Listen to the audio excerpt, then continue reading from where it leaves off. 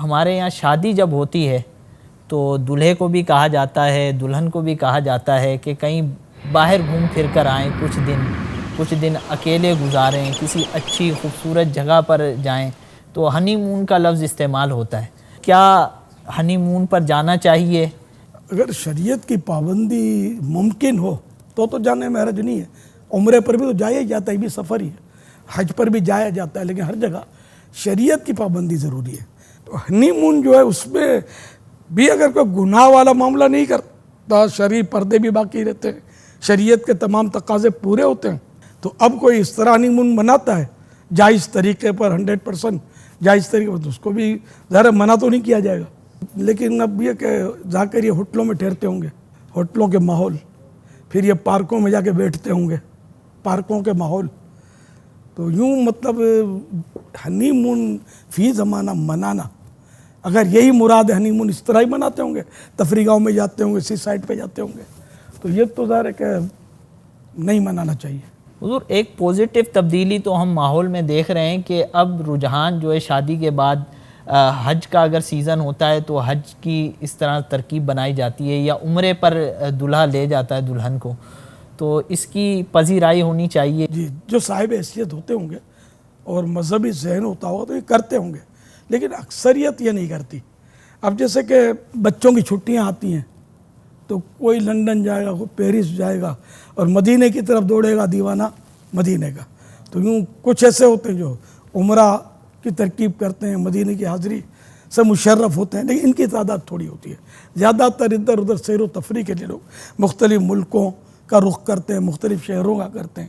اب سردیوں میں کچھ لوگ جاتے ہیں، یہ برف باریاں دیکھتے ہیں چھٹیوں میں، یا چھٹیاں کر لیتے ہوں گے اپنے ہی ملک میں، دوسرے شہروں میں جہاں برف باریاں ہوتی ہیں وہاں پہنچتے ہی ہے۔ اور گرمیوں میں بھی ہمارے بعض شہر ایسے ہیں ہمارے ملک میں کہ جو ٹھنڈے ہوتے ہیں تو وہاں کا رخ کرتے ہیں۔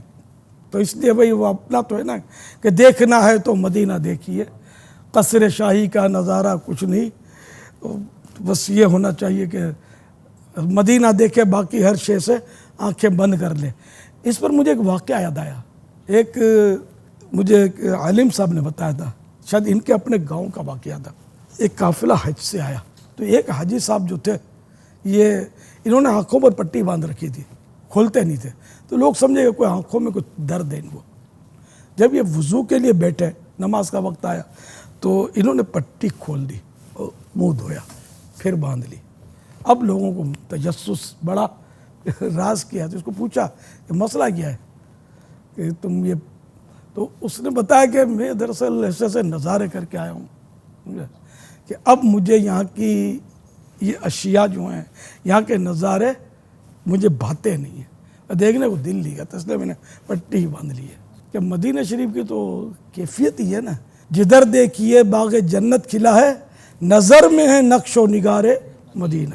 یہ عاشقوں کا انداز ہے، اور ہر ایک کا اپنا اپنا انداز ہوتا ہے۔ جو لوگ سفر کرتے ہیں اس طرح ان علاقوں کا، تو ہوتا ہے کہ تھوڑا سا ماحول چینج ہوگا، پانی چینج ہوگا۔ ابھی نگران شورا بھی ماشاءاللہ سفر پہ ہیں ساؤتھ افریقہ کے، آپ نہیں گئے، آپ کو بھی جانا چاہیے، کچھ ہوا تبدیل ہو۔ وہ حدیث پاک ہے نا، سافروا تصحوا، ہے نا، سفر کرو صحت یاب ہو جاؤ گے، صحت پاؤ گے۔ تو نگران شورا کا یہ سفر کوئی پرسنل یا بزنس پرپس پر تو نہیں ہے، ان کا سفر تو دعوت اسلامی کے دینی کام کے لیے۔ اس طرح اگر کوئی سفر کرتا ہے یا کاروبار کے لیے سفر کرتا ہے تو یہ حرج تو نہیں ہے، دینی کام کے لیے کرتا ہے، کار ثواب ہے۔ اگر اپنے کوئی دنیاوی کام کے لیے کرتا ہے تو کم از کم مباح تو ہے، یعنی اس کا کرنا نہ کرنا ثواب نہ گناہ۔ بعض صورتوں میں یہ مباح سفر کو بھی ثواب کا سفر بنا سکتے ہیں اچھی نیتوں کے ساتھ، تو مطلقاً سفر تو منع ہے ہی نہیں۔